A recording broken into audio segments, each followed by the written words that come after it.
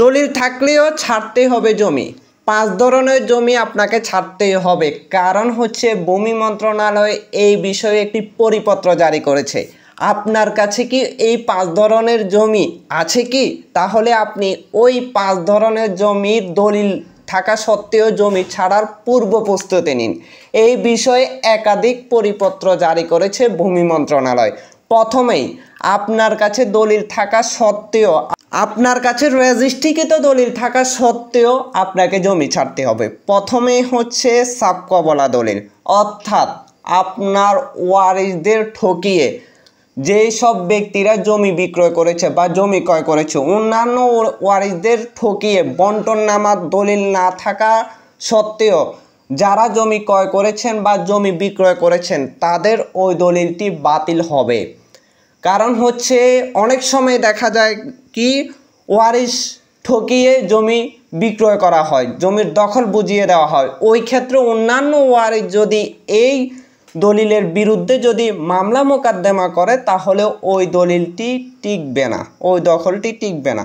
দ্বিতীয়, হেবা দলিল। বর্তমানে অহরহর হেবা দলিল হয়ে থাকে, যে দলিলগুলোর মালিকানার সত্যই থাকে না। যে ব্যক্তি জমি রেজিস্ট্রি দিতেছে উনি অনেকগুলো তথ্য গোপন রাখে। একটি হেবা দলিলে যে সত্যগুলো থাকা বাঞ্ছনীয় ওই সত্যগুলো তার থাকে না, অনেক তথ্য গোপন করে হেবা দলিল রেজিস্ট্রি দিয়ে থাকে। ওই সব হেবা দলিলের ওই জমিগুলো টিকবে না। তারপর হচ্ছে জাল দলিলের মাধ্যমে যারা সম্পত্তির মালিক হয়েছেন, সম্পত্তির মালিকানা দাবি করছেন এবং কি আপনার কাছে বৈধ দলিল আপনি বলছেন, ওই জমিটিও টিকবে না। এরপর হচ্ছে খাস খতিয়ানের জমি। অনেক সময় দেখা যায় কি জোর বল দেখিয়ে সরকারি খাস জমি বোক দখল করে, রেকর্ডের সময় জাল দলিল পাতি দিয়ে ওই জমিটি ওনার নামে রেকর্ড করে।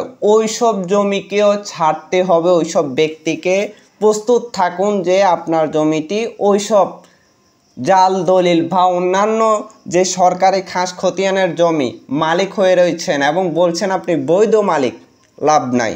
এর পরবর্তী হচ্ছে অর্পিত সম্পত্তি। যুদ্ধের সময় যেসব অর্পিত সম্পত্তিগুলো রয়েছে ওই সব সম্পত্তিগুলো ছাড়ার পূর্ব প্রস্তুতি নিন, কারণ হচ্ছে ওই সব সম্পত্তির আপনার কাছে মালিকানার বৈধ কাগজপত্র নাই। এই কথা আমার কথা নয়, এটি হচ্ছে ভূমি মন্ত্রণালয়ের পরিপত্র অনুযায়ী এই 5 শ্রেণীর ব্যক্তির দলিল থাকা সত্ত্বেও তার দখল ছাড়তে হবে। ভিডিওটি বেশি বেশি শেয়ার করে দেন। অনেকেই তার কাছে দলিল আছে মানেই সে সম্পত্তির মালিকানা দাবি করে। আসলে ওই দলিল থাকলেই হবে না, সম্পত্তির সঠিক দলিল থাকতে হবে।